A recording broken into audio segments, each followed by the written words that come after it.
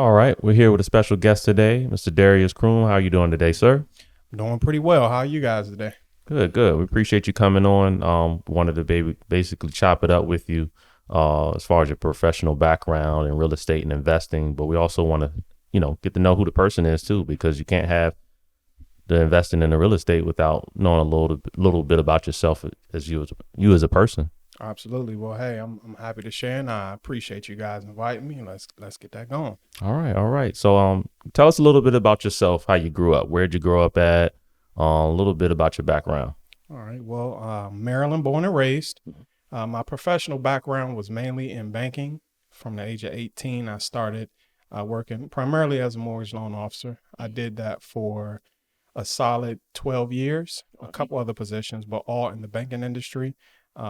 During that period, I kind of started into real estate part time. So I was a licensed realtor in the local area, Maryland, Virginia, D.C., and that kind of pushed me towards real estate investing, and that's kind of where I'm at today. Okay, okay. Now, also tell us a little bit about your experience in banking. Um, like what really led you to get into real estate from banking? Was it because you were in the loan department? Yeah. I'll be honest, everything just kind of unfolded naturally. It's not like I had this goal to step into real estate or even banking. That was just me trying to find a job as a young 18-year-old who just graduated high school, was going to community college at the time. And, I got a job at the bank, started off in collections, and that pretty much boosted me into an entry level position in the mortgage department. Now, during that time, I came across a book given to me from my brother-in-law, Rich Dad Poor Dad, and that really kind of pushed me into wanting to step into the real estate world. Okay. Mm. So with that being said, if you have an individual that wants to get a mortgage to buy their first home, what are some things that they should do in preparation for that? It's a great question. And that's probably what I'm most knowledgeable of, by the way, just the mortgage loan process. I've done that the longest. But to prepare you, first and foremost, I think everyone should have that goal. It's too often that we don't, take buying a home seriously, especially in our culture.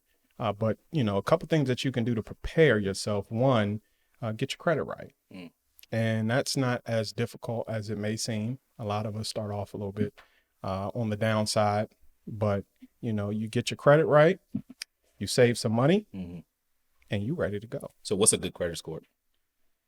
Most banks will not give you a loan with anything under a 620, Hmm. but your mortgage interest rate is determined by your credit score. And so I would say, I typically tell friends, family, clients, you want to at least have a 660. Mm-hmm. And that's, my bare minimum. But to get someone of a decent or competitive rate, 680 and above, anything 720 is always going to get you your best. Again, it's not that you can drop your credit very quickly, but it's not that difficult of a process to boost it up if you actually lock it and do what you need to do. All right. Now, I'm self-employed. So, and I purchased my first home in 2019. Mm-hmm. And one thing that I noticed that I wasn't the only one that was, because being self-employed, when you're looking to purchase a home, your criteria is a little different. Right. And a lot of people that work for themselves don't know that, or they're just either fearful because they know that most time the banks are going to have a microscope basically on everything because they want to make sure that the money is legit, where it's coming from. And I think a lot of people that are self-employed don't know that going in. So a lot of times they get a little fearful about, should I actually go and try to purchase a home? Because that was my fear. I was just like, I know how much money I'm gonna make, but then are they gonna really say, okay, where did this money come from? But when I went through the process, it actually wasn't as bad as I thought it was, because I had my 2 years of tax returns and the credit and things like that. So but a lot of people don't talk about that. Right. So definitely two totally different paths. If you're working for someone, it is a lot easier. If you're a W-2 employee, let's just say that, because they'll strictly go off of your monthly salary, and that's typically set, whether you're hourly or on an annual. That's a set, simple task, simple thing to calculate for a loan officer. Now, when you're self-employed, it's typically a lot more difficult. And the reason why it's a lot more difficult is because as a self-employed person, we got to go through the tax situation. More liabilities. Right. And so, you may make, I know barbers who make 100,000 cash, but yet you look at their tax return and they made negative $15,000. Right. Um, They're trying to keep some of that money out of Uncle Sam's hands. exactly. Yeah. You have bartenders, you have all different types of contractors where everyone writes everything off. And the issue with trying to buy a house as a self-employed borrower is, yes, the bank's going to average your income over the last 2 years, Exactly. but they're actually only going to give you credit for the money that you pay taxes on. Right. So, example, you make 100,000, you write off 80 of it. You only really, in the bank's eyes, made 20,000. And so they're going to actually average your income over that last 2 years. So let's say you made that exact scenario twice.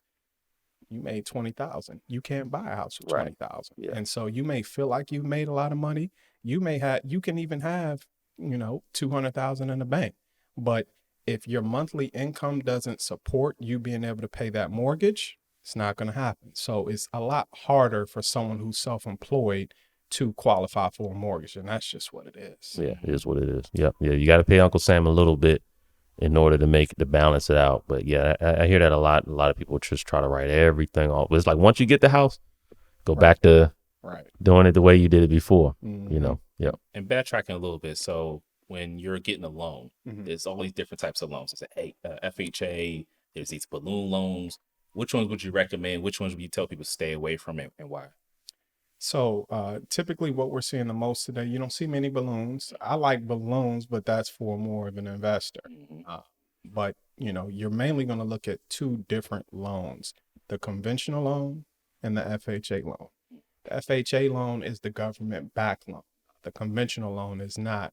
And, there's benefits to both of them. Okay.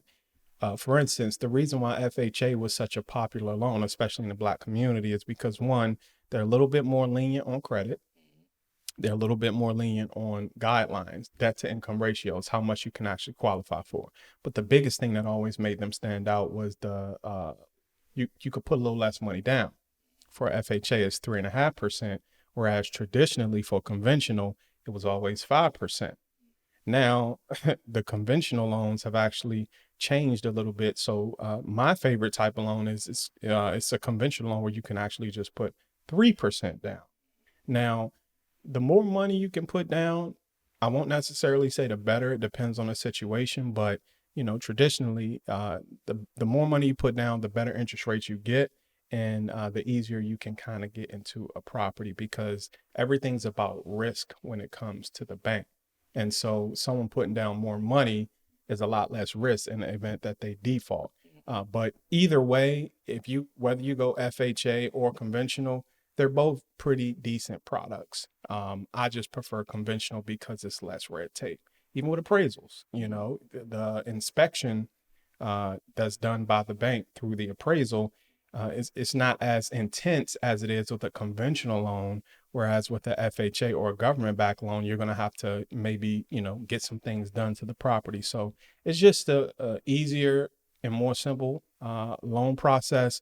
And now with you actually being able to put even less money down on the conventional, I typically try to push my clients that way. So the balloon loans, like from a standpoint of somebody who's just buying a house, they might look enticing because most of the time from what I've seen is that the interest rate is lower. So like, ooh, interest rate lower, my mortgage is going to be lower. So for the average person, would you tell them to stay away from it, use it? What's your advice on that?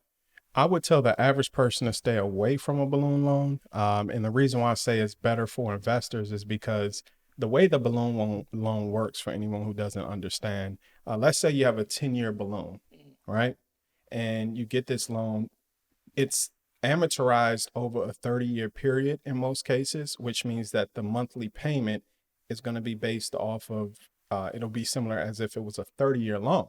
But with the balloon, at that 10-year mark, the full balance is due. So let's say you borrow $100,000, okay? And your mortgage payment is $650 a month because it's amortized over 30 years. from that 1 year mark to the 10-year mark, you may have dropped it from 100,000 to 70,000. It's typically not going to, that's just a ballpark figure. At that 10-year moment, that full balance is due. Now, I've seen clients use the balloon loan, and what they'll typically do if they don't have the full 70,000, they'll usually refinance it into another balloon loan. So the reason why it's good for investors is because a lot of lenders will only, first and foremost, you have to put down a lot more money for an investment property. Some lenders want you to put down as much as 25%. And secondly, a lot of other lenders will only give you a 15-year loan for an investment. They won't do 30 years. They want their money ASAP. Right. And it's all about risk with the bank. And so what the balloon loan offers an investor the opportunity is to get a much smaller payment because they're most concerned about cash flow. And so if your payment is based off of 30 years, you make more money on that monthly rental income. But the downside is, like I said, at that 10-year mark, the full balance is due. So you either need to refinance it or you need to sell it, or you typically have the money. So it's not really geared towards, I would say, a normal first-time home buyer or a family that's looking to purchase a property. Now, one loan that I didn't know about prior to purchasing my home, and when I'm talking to other people that are looking to buy a home, are the USDA loans. A lot of people don't know that, and when my agent first told us that, yeah, there's no money down, there's some qualifications, credit score has to be a certain way, and I said, well, what's the catch? And they said, well, it has to be that the property has to be in an area where you consider it rural. So there's a website, obviously, where you go in there, you make sure that their home is there. Talk a little bit about the USDA loans, because I don't think a lot of people know about that. It seems like every time I talk to people about anything, when they're talking about buying a home, they've never heard of the USDA loans before. Right. So it's two loans that we'll touch on that are very similar, the USDA and the VA loan for any veterans out there. The special thing about both of those loans, they're both 100% financing, meaning there's no down payment. Now, with the conventional and the FHA, we just talked about between 3 and 5% on a conventional down, 3.5% on an FHA. But with USDA and VA, and by the way, if you're a veteran, that's the only way you'll qualify for a VA loan. But it's no down payment. And so you can actually get a loan, a home with no money out of your pocket in those scenarios. Just closing costs. Yeah, but even I've helped so many people get homes without having to bring a penny because maybe we were able to get the seller to pay the closing costs. So if you're getting 100% financing loan, whether that's through USDA or VA, and the seller's paying your closing costs, just give me the keys. Wow. Yeah, and I've done that many of times for people. Of course, it depends on the market. And the seller as well. If they want to cover the most, or they split it, or right. Yeah. And it, right now we have a hot real estate market. So if someone's getting 10 offers, 7 of them are not going to be asking for closing help. Wow. And so it really just depends. Now, as far as the USDA, it's area specific. It's usually in those rural areas because it's also a government-backed loan, just like the VA is a government-backed loan and the FHA is a government-backed loan. And so for areas where there's typically lower income, it's a way to help those buyers get into a home who may not have a ton of cash saved up. And so, as far as the specifics, it's literally just based on the area. And I don't believe it's income based. Like a lot of grant programs are, where you have to make under a certain threshold of income. But it's strictly just if you're in that area and you qualify, you can get a loan, 100% financing. And I personally always recommend putting down the least amount of money if you can. I'm not a big fan of putting down all this ton of cash if you don't have to, because regardless, you'll only get approved for what you qualify for anyway. So you don't really have to worry about, oh, well, maybe I shouldn't have kept this money in my pocket because I can't afford it. No, you don't have to worry about that. Mm-hmm. Yeah, because like I said, I had to pay some closing costs. But yeah, when there was no money down, so I said, well, that's extra money you can use to buy furniture, But I just when I first learned about the USDA loan, I said, what's the catch? What's the catch? And like, no, it's just some people don't want to live in a rural area. They they want to be able to pick a home wherever they want. So, once I found a house, I was like, oh, this one falls on USDA. Call the agent up and, was off to the races. Why didn't you call this agent up? I'm not I didn't need to put you on the spot like that, bro. I'll tell you what. Do I call you Joe when I got some? You some offers you or sure something? do. You sure Okay. do. You know what? I'll tell you how it happened. So this was a client of mine, Uh-huh. and we were just randomly talking about homes one day. Like I would say, yeah, I want to buy a home one day. And she said, oh, well, I can put you in contact. There's a local lender. So at the time, I just was curious. I said, well, let me just go ask some questions and stuff. I wasn't like, oh yeah, I definitely want to purchase a home. It was kind of in between.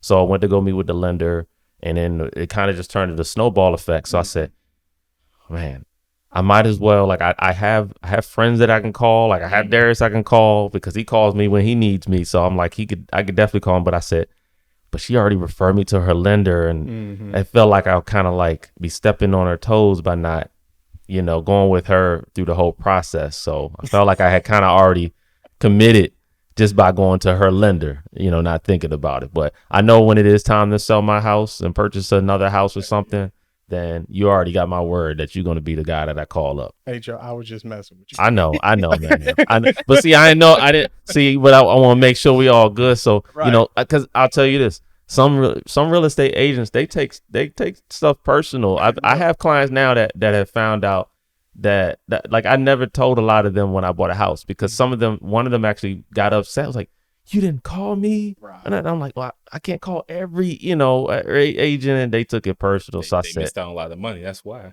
Right. And look, in full disclosure, Joe works with a lot of realtors. So no, I would never take offense to that either way. So I just nah, it's all good. I hope entertainment purposes only. I hope you kept the money in the black community though.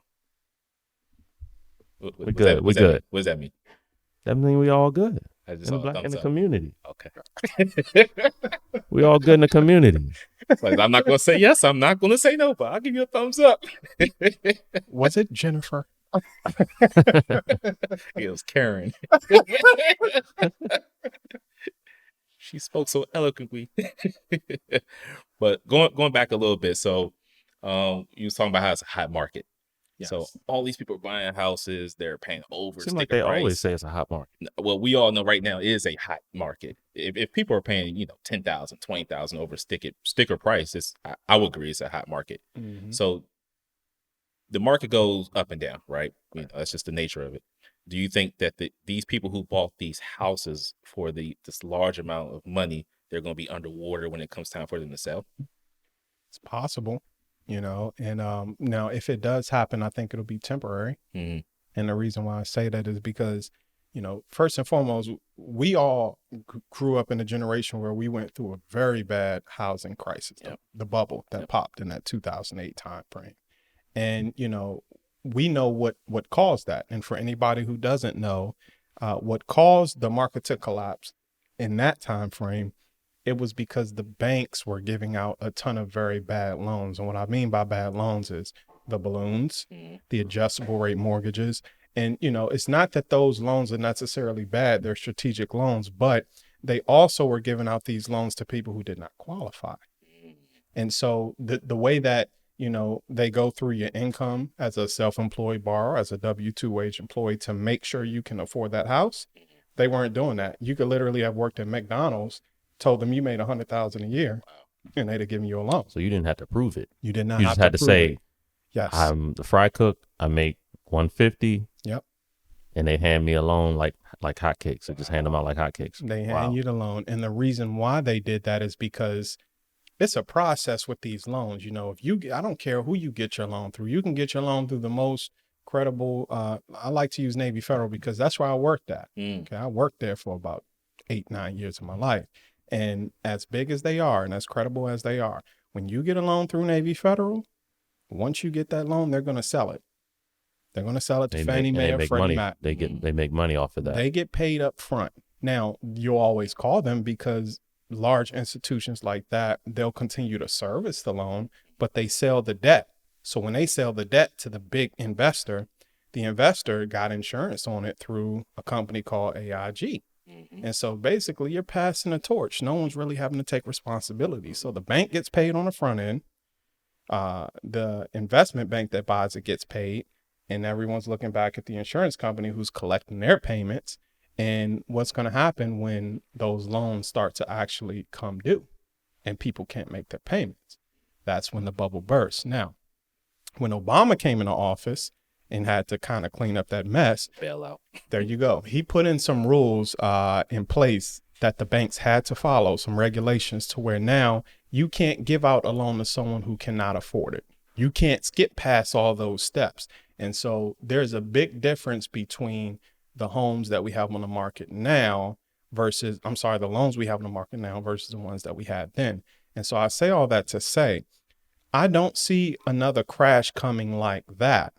Okay. But can I see the market slowing down? Absolutely. And that will mainly have to do with the interest rates. We're in a period right now of high inflation. The cost of everything has gone up. And the Federal Reserve, they need to strategically try to bring that down. And the way that they do that is they raise the interest rates. Now, when you raise the interest rates on homes specifically, I believe every percent that you raise the interest rate, I think it drops the value of a home by 10%.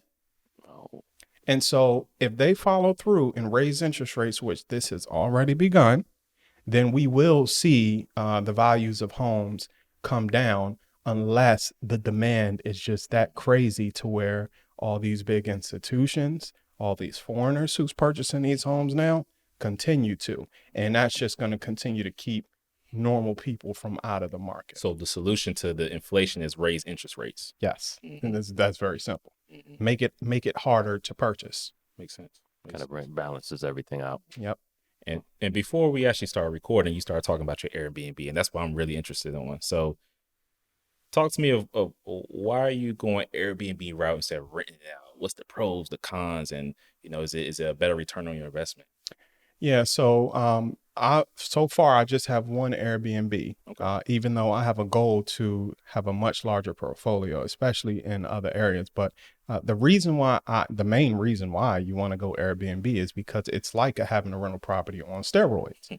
I've had rental properties, and a typical investor or landlord is happy just to make enough to cover the mortgage and the expenses on the property, because the benefit of that is you have someone paying off an asset for you that's going to be worth hundreds of thousands of dollars, and you don't have to pay it. So Right. That's very positive. So I encourage anybody out there, if you want to get into real estate investing, don't shy away because you're not making a ton of money on a property each month.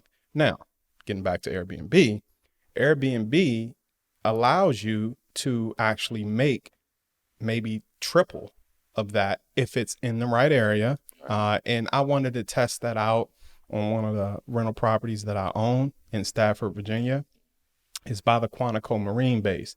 And, I had some tenants move out of the property. That was my first property that I ever purchased. I bought it when I was 23 years old. Very young man, as a mortgage loan officer working at the bank. I read that book, Rich Dad, Poor Dad. Figured, hell, I need to get me some investments. I need to get me some assets. Purchased that property. Didn't know what I was doing. Learning as you're going along. Learning as I was going, Like most people when they buy their first house at a young age. Right. In there painting walls myself, Yeah. just doing a bare minimum. I wasn't a realtor at the time, so I put it on Craigslist. All I knew is that this little house that cost me $123,000 at the time, which in 2011, that was, a decent amount. Look, I have an $800 mortgage. I'm gonna rent this thing out for $1,400. I got $600 a month coming in. Yeah. Now, ran that up for 10 years. And when the tenants moved out, I maybe had 3 or 4 tenants in between that time period. I had to fix up the house because it was so run down. Even when I purchased it, it was run down. Now, after I done put so much money into it, because I had to do literally everything in the property, I figured this would be a good kind of test to see how an Airbnb would do. Now, I think the most important thing in the Airbnb business is location. There has to be a reason for someone to want to pay more to stay in that property. And, I'll be honest, so far, so good. I just started that particular property in December, and it's been fully booked ever since. Now, I was fortunate enough to find someone who was in between homes who moved from Atlanta. And so they were trying to find a house, and with as competitive as the market is, they had to wait a little while. And so, so far so good with the Airbnb, but I do have a goal to expand that out, but not so much in this area, maybe more areas where there's a lot more vacation sites. A little more down south, maybe. I really want to go to Florida, Okay. partially because I love Florida. I love the water and I want to have a second home there. And so why not have, an Airbnb that's going to be booked up all year round? Right. Right. And then you can book yourself into it as and when needed. Exactly. So Airbnb is a rental property on steroids if you get the right one. So one more follow-up question to that. So you got your Airbnb. Mm-hmm. How much did it cost to stand it up? You had to buy beds and TVs and all this stuff. How much do you think you had to put into to make it livable and comfortable for your the person using it? So I definitely wanted to go higher end, but on a budget, because the renovation that I did, I typically do high end renovations for the properties. And so I wanted to make sure that the furniture kind of fit the part. And I did it on a budget though. So IKEA? I got a dresser from IKEA. I got a dresser from IKEA, but believe it or not, a lot of this stuff is from Amazon. Oh yeah. And it worked out. I looked at the reviews, but it's a very nice list, and I'll show you guys. But did you test it? Just you sit on the chairs and everything to make sure before you know. Of course, make sure I set all okay. the furniture up myself, man. Okay. Yeah, I was in there grinding, but I probably spent, and I'm talking for everything that the house would need. You got to think about everything. It's a lot. Down to tissue. It probably ran about $5,000, which isn't bad to furnish a 3-level townhome. Mm-hmm. No, that's actually a right on the budget, brother. Yeah, for $5,000. $5,000, I made it happen. Because furniture is expensive, right? Not the ones I bought. It even lawn furniture I thought was cheap. Mm-hmm. No, it all costs money. But like so it's an investment, and it's probably a good tax write-off too. Absolutely, you could write all that off. So that's the other upside of it. But compensation of taxes. So what happens if you get somebody to rent out your Airbnb? You get yourself a Pookie, and Pookie goes up in there and tears your stuff up. Well, let's hope that doesn't happen. But one thing I do like about Airbnb that I've learned, they have a very nice insurance policy. Yeah. Yes. So, Airbnb is not cheap. They're going to get their money. And the majority of their money comes from the person who's renting the property. They charge a 14% fee for that. But, I haven't had to use it just yet. So far, so good. I hope that you don't have to use it. I hope I do not. Yeah. But they do have a pretty good insurance policy to where if it's any damages, they cover it. If it's any lost rents, they cover it. So we'll see how easy it is. You know how those policies go. Yeah. But, so far, at least based on the guidelines, you're not going to be responsible for that.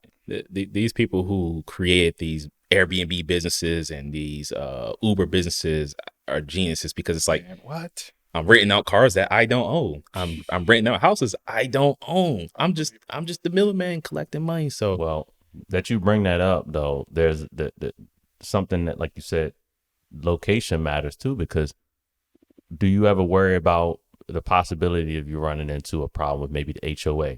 Maybe not where you're at now, but when you look to expand. Yes. If you're going to Florida and things like that, you also got to think about the neighborhood itself. If the HOA, every HOA is different. So is that something that you keep in the back of your mind too as you look to expand? Absolutely.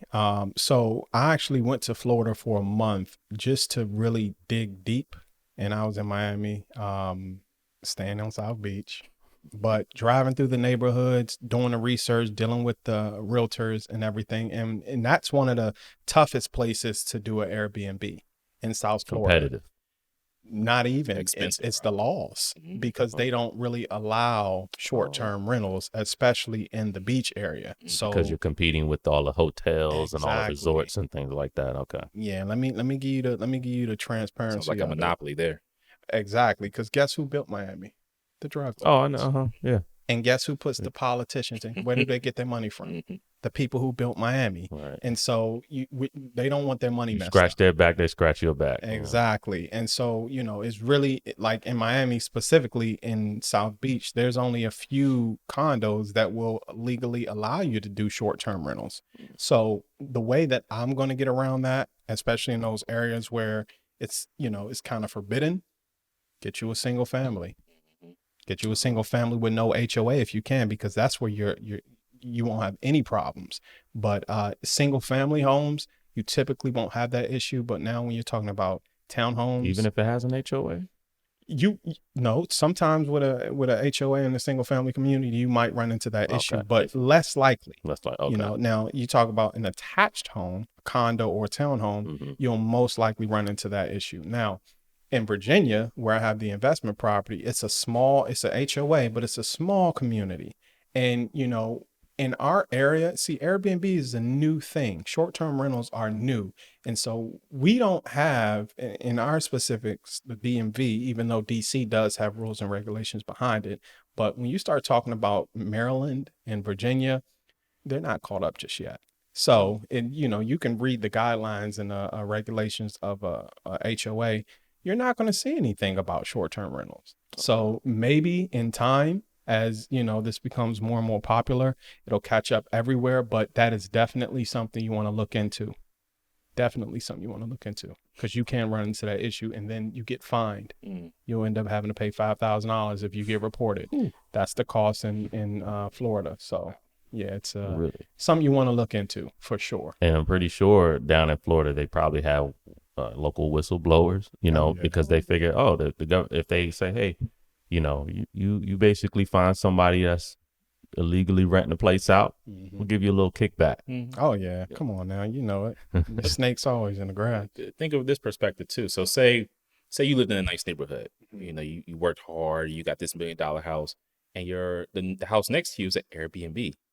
Right. How do you feel about that? Would you want an Airbnb in your neighborhood? No, you would not. And so that's the other side of the game. You got to worry about those people. I'll give you a short little story. So one of the things that I'm considering getting into is development from the ground up. And there is a community, it's called Swan Point. It's in Charles County. Look, Oh, right. it's way down Route 5. I'm surprised you know, because most people don't know about it. I didn't know I've about had it. clients down there, and nobody no. I was actually surprised going down there. It's beautiful, ain't it? It is. It seemed like a whole different world. I was like, Right. this place must stay hidden for a reason. Nobody. If I said Swan Point, most people don't know unless they're in real estate or something. But yeah, it's like a hidden jewel. It is beautiful, and it's a huge neighborhood. It has golf courses. It's on the water. They got boats, all types of stuff. It's a very nice neighborhood. And I saw a plot of land, and it was going for a very good price, $22,000 for about a half an acre, which is more than enough land to build on. Is it a piece of land that's like right on the water? No, this one's not on the water, but it's in that community, which is right on the water. Okay. Now, you know, when the investment market right now is a lot tougher than it was, let's just say 2 years ago. Flipping homes is tougher. It's harder to find deals. And so with me trying to pivot over to the new construction, you know, I saw that plot of land, and because it's one of those neighborhoods that's upkept very well, that has a ton of rules and regulations, Very upkept. they don't allow short-term rentals. And So, yeah. And even I noticed too, that's one of the only neighborhoods I've ever been in when I'm working with real estate agents that will not allow agent to come in and put up their for sale sign. They have to use the neighborhood's for sale sign. It has all the same branding and colors on it. You cannot come in with a Remax sign, Keller Williams sign. They will not allow it. Yeah, that neighborhood has very strict rules, but it's the reason why one of the reasons why it looks the way it is. It's very upkept. Right. Like you can't have fences, but they don't allow short-term rentals, and these are single-family homes. So the moral of the story is you definitely want to look into the HOA, and yes, you will have neighborhoods where people don't want, you know, people coming in and out like that, and that's understandable. So going back to that neighborhood, what's a comp in that neighborhood? What's a typical house go for? Those houses are going, the brand new ones were going for about 650. The older ones, because these are all single family, they have a minimum square footage. Like they have so many rules on what you can build, how you can build that they ran me out of there. Oh wow! As cheap as the land was, but 650 for a new home. So you got to think about it. You buy that plot of land for basically nothing. Let's just say $25,000, and you build up a 2,400 square foot home, which is the minimum. You know, if you're building it from the ground up, that could run you anywhere between $250 and $350, depending on your contractors. That's a good spread. Yeah. You can make almost a couple $100,000 on that deal. You ever have any thoughts of just buying the land, holding it, and upselling it to somebody who can, I guess, efficiently build a house from there? So you buy it for 22, hey, I'll sell it to you over here for 40,000. Yes. And, that, believe it or not, land is one of the most consistent, bulletproof investments. And what I mean by that is no matter what's going on economically, land typically increases anywhere between 8 and 12% consistently every single year. And so, yes, I even thought about it with that specific neighborhood because the price was too good to be true. But the reason why and mind you, they have a couple plots. So if you guys are interested, holla at your boy. But the reason why I believe they're sitting is because of all the different rules that they have when it comes to build. Like they have to, the neighborhood has to approve the plans. So I have thought about doing that. Even in that neighborhood, I'm still contemplating, man, because someone's going to want to build up in there. And if you want to live there, it's phenomenal. I wanted to do short-term Airbnb. So, either that or just sell it. So what would taxes look like on a property of that size and that price? What would you pay probably yearly on taxes? Well, every county's different, and that's a whole nother conversation when we're talking about how states break up their county taxes. But for that particular neighborhood in Charles County, I think the taxes were probably in the 4,000s, which isn't bad when you consider how large the property is, because in Prince George's County, majority Black, you can have a townhouse that's 1,200 square feet and pay 4,500 in taxes. Yep. Annually. Yep. That's why I stay in Charles County. If not more. Yep. Yeah, So I get my tax bill. Yeah, that's a whole interesting. If you guys don't mind, I'd like to touch on that a little bit. Sure. As a loan officer, I look at a lot of closing costs, and I probably closed at least a couple thousand loans in my career. And I always wondered, why does the property taxes in Prince George's County cost so much? The closing costs cost so much more than neighboring counties or neighboring states like Virginia. Example, the closing cost on that townhouse that I own in Virginia ran about $8,000, $9,000. Whereas if I would have bought a similar comparable home in Maryland, Prince George's County, the closing cost is going to run me about $13,000. The difference is taxes. And so it caused me to want to look a little bit closer into the property taxes, specifically in Prince George's County. And so one day I took the time to actually look at all the different taxes within the state by county. And this is what I came to find. The highest taxed county was Baltimore City, okay, at 1.93%. These numbers may have changed a bit. I looked all this up. I think it was last year. But 1.93% is the tax rate for Baltimore City. The second highest taxed county was Prince George's County at 1.33%. Okay. Now, the next might have been like Montgomery at, 1.12. But majority of the remaining counties were at about 0.65%. Now, you break those counties out by demographics. African American majority would be Prince George's County and Baltimore. And so you kind of take a step back. And when we drive out to Charles and we see those neighborhoods and we see how nice the roads are, and we see, how much better the area is being taken care of, but then you run through Suitland and you go through District Heights and you kind of step back and say, wow, you're taking the most money from these two places, but they have the least. Right.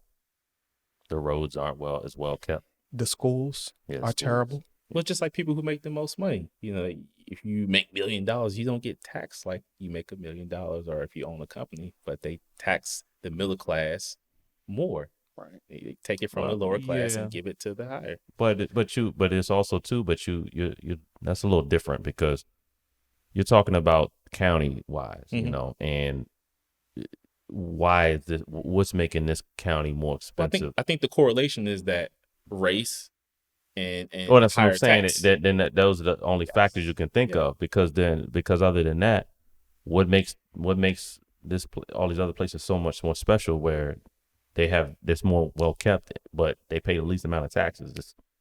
What I'm gonna say is this: everything's masked as well. These are the services that are being offered. You know, you have this system, you have that metro system, and all that. But personally, and I've taken the time to actually look at Prince George's County breakdown and Baltimore City breakdown, and it's not all the way fully clear. Like you'll have a certain percentage that's like miscellaneous or something wild like that. Like That's it'll easy. be labeled that way, where it's like, okay, well, what is that Miscellaneous. really? What's really in that miscellaneous? Right. But the point that I'm trying to make is, I would not be surprised if you look at all states and the tax breakdowns. You know, you can actually, if you look a little bit closer with a magnifying glass, man, you'll see some wild stuff when you start talking about, you know, systemic issues. I think that goes back to redlining, of how they used to redline certain areas that way black people Right. couldn't live here and white people couldn't live here. So I think that it's just a trickle down effect from that happening years ago, which I think more is subtle. It's more subtle now. It's more Right. subtle now. Now, touching on redlining, it's more subtle now in certain areas. You know, we've had news stories come out before where someone tried to purchase a home in a certain neighborhood and they were kind of maybe intimidated in some type of way to try to keep them from that neighborhood. They're trying to keep that neighborhood a certain type of demographic. Or you've had people on the other end that were trying to sell their home and they found out that they got an improper appraisal on the home based on skin color. Right. So what do you have to say to that? Just in like, have you seen any of these things in your profession? Have you seen any of these things in your experiences, or had any clients that have experienced any of these types of things? Let me talk about myself. Okay. One of the most recent homes that I flipped was a house in Upper Marlboro in Marlton, in a neighborhood that we're all familiar with. My parents live in that neighborhood. I grew up in that neighborhood, and there was right behind that McDonald's. Okay, on that they call it First Street, but it's called Darius. Make that right. I bought a 2-level single family home, and I fixed it up fully, and I put it on the market for $429,000. I think I put it on the market, which was a little aggressive.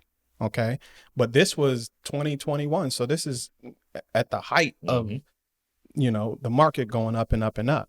And, you know, every time I try to set a price, I'll then look at some comps and see something sold for higher. So as I'm fixing up the house, I'm gonna bump it up. I'm gonna bump it up. I'm gonna bump it up. Well, the house was finally complete, and the number that I came up with was about 430, and I ended up getting an offer for about 420. 420. And long story short, the appraisal was done. Now, granted, I spoke with this appraiser. He was from, what county was it? Just some far part of Maryland. Let's just say that. Coming all the way out to Prince George's County to do an appraisal. I didn't fully understand that. Nevertheless, he comes and we speak. Okay. Of course, I speak with him. I'm a seller, but I'm also a realtor representing myself. But I'm also the investor who flipped the house. And so I'm able to talk to him in a different language. You know, I pull comps. Okay. And so typically I like to have a conversation with the appraisers if they're open to it, to allow me to send them comps to try to support the value that I'm looking for. And so me and this appraiser had a conversation that didn't start out too well. Nevertheless, he appraised the house for $399,000. Smack in the face. $399,000. Now, for the buyer, great. You just got a house for $20,000 less. For me, that's huge because we flip for certain profit margins, and $20,000 is a ton of money. Now, you know, it still worked out to be a pretty good deal. I think I'm transparent. I think on that deal, I might have made about $55,000, but it should have been $75,000. Right. And, you know, the appeal process to actually, you know, deal with let's say you want to appeal the value. One, the buyer is going to have to agree because it's their appraiser that's coming out that's representing a bank. And so what buyer is going to want to appeal to say, right, no one's going to want to do that. And so, but even still, it goes right back to that same appraiser. And basically you're having to prove to this appraiser who did this that they didn't know how to do their job. Now, also, but on the other side, by you being the investor, owner, seller, all these various hats, you also have the power to say, no, I don't want to close this at this price, and maybe have it, reappraised by a different appraiser, just so that way you can get a additional opinion. That's true. So yes, I could have told the buyer, no, I don't want to sell you this house at this price, and put the house back on the market, but I would have to completely start over and could potentially possibly run into the same issue. And of course, time is money in real estate. I'm having to pay mortgages. And so, I didn't go that route. I just kind of took it on the chin, but the point of the matter is, you look up that house right now, even Redfin, which lowballs, Redfin has it valued at $453,000 today, months later. And so it was absolutely no reason, mind you, I did everything on the house. It was completely redone. So that's a very real problem. And I think that they have too much power. I think personally that we need to boost up this whole artificial intelligence to really get the right and correct values on properties. Not saying that they still won't find a way to, manipulate the numbers, but that's a real problem that I've personally dealt with myself. So then how would you, somebody that is a first time home buyer saying, look, I've been renting a place for 5 years now. My family's growing. I want to actually jump out there and purchase a home. What do you tell them in order to prep themselves for the unknown? Obviously, they already have to go through the entire process of just finding a home and competing with other buyers, but also on the other end as well, as far as making sure that they're not discriminated against. So I think that will probably be more for if you're representing a seller, because, the discrimination isn't, well, your house is really worth 400, but I'm going to tell you it's worth 5. That's not what's going to happen. It's usually we're getting lowballed on our offer. So, okay. So I guess on the seller side. Yeah. Right. And, the best thing that you can really do is to be knowledgeable enough to pull your own comparable homes, to really have that experience, to know what the house is actually worth. Because if you want to fight for it, I didn't fight for it. I just dealt with it, made my profit, kept it moving. But if I was representing a seller, we would at least be in position to fight against it by showing other comps that are close. Now, granted, again, it's still going to have to go back to that same appraiser. And, in my loan officer years, I've maybe seen 200 appeals, and I've only seen the price changed on maybe 2% of them. And most of the time it's by a very small margin. And that's if you could prove a bedroom or a bathroom was missed. So not worth the fight. It's not worth the fight because you most likely won't win. So, what you can do as a realtor, if you can give someone the correct pricing of their home and kind of prepare them for that, that's the best thing that you could do to protect your client. But, it's really, other than knowing the information, it's not much that you could really do behind it. So you touched on automation for a very quick second there.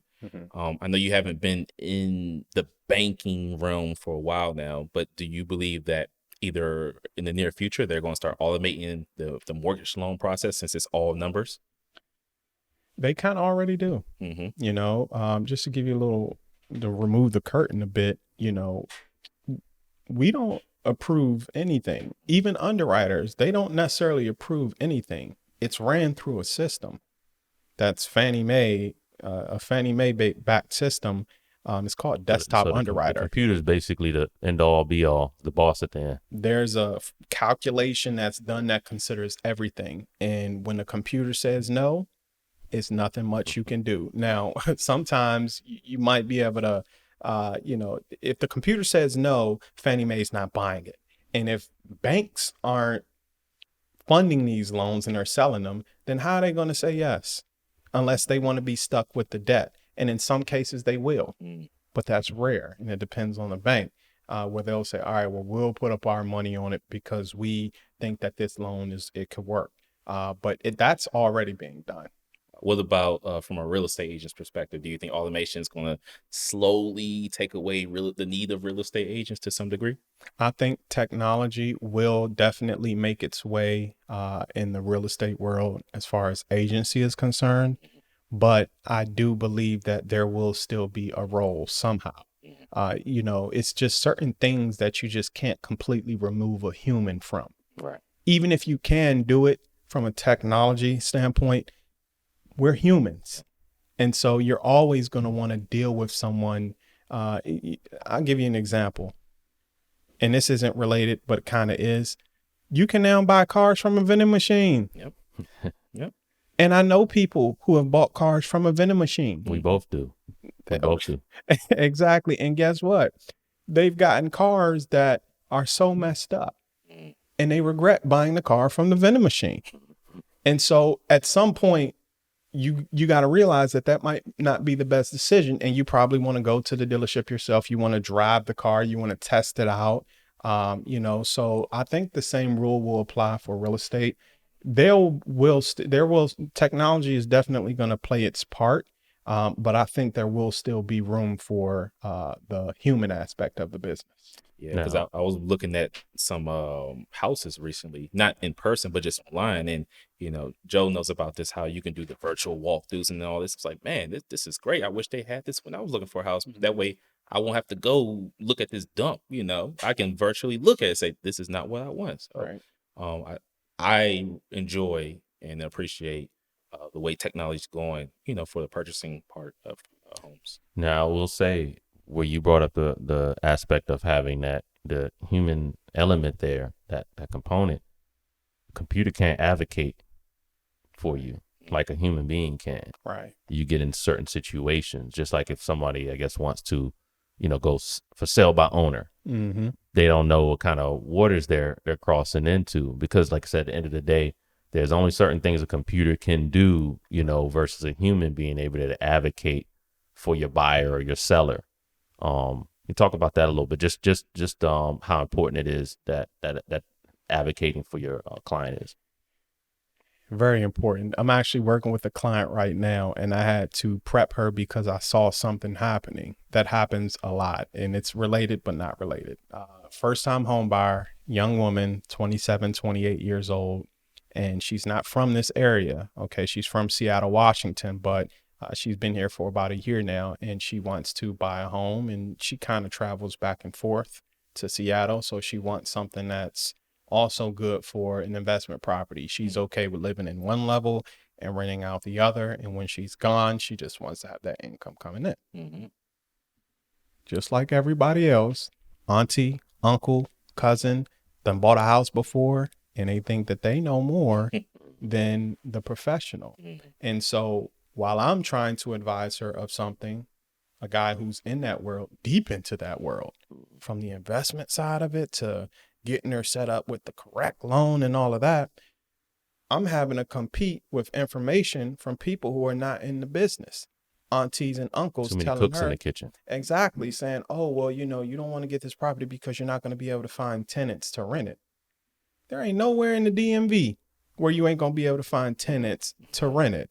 And so, I say all that to say, having someone that's knowledgeable in the area is definitely always needed. We're always going to need that human aspect of it, especially in the business of real estate, because it's not a cookie cutter type of business. Yeah, you can't purchase a home out of a vending machine. No, you can't purchase a home out of a vending machine. So it's anyone who's listening, please utilize the professionals. Please utilize the professionals. Yeah, because sometimes people say, "Oh, well, I'll do it without the professionals," and then they realize that oh man, I'm up to my neck, and I'm wasting more time and money doing it the hard way when I should have just paid the money and had it done the right way the first time instead of trying to clean up this mess. Right. It's not a do-it-yourself business, man. Yeah. Some things you can do that with, but with real estate, I definitely think you want to deal with professionals because there's so many different, just small things. And Details, yeah. no matter how many houses you've bought, you'll never have enough information to, really walk through that whole process from beginning to end by yourself. Yeah. So, And then piggybacking on that, I'll give you just a quick story, just how having a real estate in my corner when I purchased a home years ago helped. We were up against a seller that was also the investor of the property. And he tried each and every way to hide things in the house that were broken. We had our inspector come in, got back the report, said, inspection doesn't look good. He said, this is what's wrong. The first thing what happened, we walked in the house and the water wasn't running. Our real estate agent said, something's wrong about that. Something's not right about that. But see, I wouldn't know that. I would just be like, oh, the paint looks good. Everything, is functional, but there's little things that they, just because of experience, a computer can't do this. So we found out later that the hot water heater was pretty much shot. The plumbing, some of the plumbing needed to be addressed. So after the seller/investor said, okay, we're going to fix these things, we were just going to assume that he did all the work. Our agent said, no. We need to have one more inspection done. She said, I will talk to the inspector about maybe not charging full price, but something. But she was like, because something's not right about this guy. Had another inspection done. She said, he didn't do the work. So she said, know what? We're going to cut him out of this part if we're going to continue with this. We're going to request a certain amount of money that needs to be put aside during closing to cover the cost. And she said, you as the new homeowner can go hire your own contractors to make sure the work is done properly. Right. So that to me, just being on the buyer side went a long way. Just in, like I said, advocating for your client, which we're going back to, a computer cannot do that. Right. I bet you're glad you had a professional. I sure am, because I would have probably not been able to sleep at night. You'd have bought the pig with the lipstick. Exactly. And not been able to sleep a night at all. And I see a lot of news stories when I see people get ripped off left and right. And I was like, I don't want to be in that situation. So you had a good real estate agent. So my first real estate agent, I wasn't too fond of. So I was 23 at the time. Me. I wasn't aware at the time. I'm not going to get you to. Big name company. So I was like, I Googled the company. I want to buy a house. Boom, boom, boom. So I'm 23, right? Wasn't educated about buying a home. Congratulations, man. 23. That's a good age. It was young. It was young. And looking back now, I was like, maybe I jumped the gun, but it worked out. But so went to the place, went through the paperwork and everything. I said, hey, I'm trying to buy a house. This is what I can afford, blah, blah, blah. So she said, okay, no problem. Here goes the homes that you might want to look at. So I said, okay. So the first house we went to was in Largo. You can literally see the stadium from the house, the townhouse. And I was like, no, this is not, it looks like a crack house. Went to another one. So I was like, why do you keep showing me these homes that are just terrible? I'm not looking for a flip. I'm looking for something I can live in. And come to find out, she was showing me homes that she was also the seller on. That was on her listing. It was on her listings. So double dipping. The double dip. Double dipping. So is that legal? Is that? That was very unprofessional. Mm-hmm. And I mean, hell, she must have had a lot of listings if she was only showing you her listings. Mm-hmm. But yeah, I guess I can't say it's illegal because you kind of hire a realtor to kind of help you with finding homes. But that was very, very, very unethical. Yeah. So long story short, she ended up getting fired and went on with somebody better. Good. But just wanted to get your input on that because it rubbed me wrong when I first did it. I was like, oh, you son of a, got you. Okay. What I'll say is, most realtors, I won't say most, I'm not going to label, but a lot of realtors are out for just the money. And, it's such a competitive business that once you lock somebody in, sometimes you find yourself trying to play the part. You're helping out the seller of a house more than you're helping your buyer. Yeah. Just trying to get a sale done. So I think that it's, even though it's hard, unless you know someone personally, but you definitely want to find someone with some integrity. Okay. Someone who's honest And, you know, someone who's like Darius, I'm kidding, but that's, you know, you'll never really fully know. But just do your best to gauge the person, and, you know. So say in my situation, you know, I want a investment property. So, and I'll give you some numbers, that way you can give me some like legit feedback. So currently owe $150,000 on the home. I had it appraised last year and it was like 340. So how would you use this house to leverage to get yourself a rental property? I would do a cash out refinance. So you're saying you own the property, you only owe 150, and it's worth 340. First and foremost, you know, if you don't have to touch the property, don't touch the property. A lot of the time, that's a mistake that I made early on with my investment property. I pulled money out when I didn't have to. Okay. And that only took away money that I could have made in the future. Okay. And so, you know, if you need the money to get another investment property, then I would say do a cash out refinance. Typically, the bank will give you up to 80% of the value. So, you know, you'll get 80% of 340. You'll push reset on your loan, and you'll get the difference between what you owe on the old loan and the cash from the new loan. And, you know, that's not bad money to, you know, especially if you could get a decent interest rate or maybe even a lower interest rate. Your payment may not change much at all. And now you have, you know, let's just throw out a number, $150,000 or $120,000 that you could use to invest in another property. So that would definitely be my way of doing it. What I would not do, and it's a mistake that we do make a lot of the time, even I've made it plenty of times myself, being in and out of so many properties, I wouldn't sell it. You know, if it's any regret that I've had in my real estate career, is selling properties that I should have held on to.